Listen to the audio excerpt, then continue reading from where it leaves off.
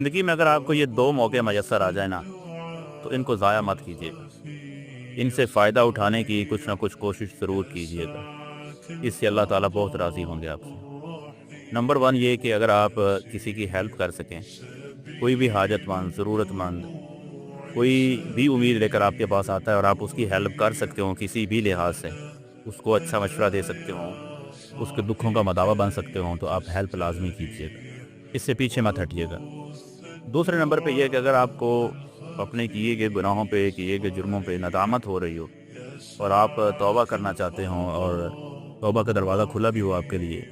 تو اس سے سستی مت کرنا، اس موقع کو ضائع مت کیجیے گا۔ اگر آپ آج توبہ کو ادھار چھوڑ دیں گے کل کے اوپر، تو ہو سکتا ہے کل آپ کو توبہ نصیب ہی نہ ہو۔ لہٰذا جتنا جلد ہو سکے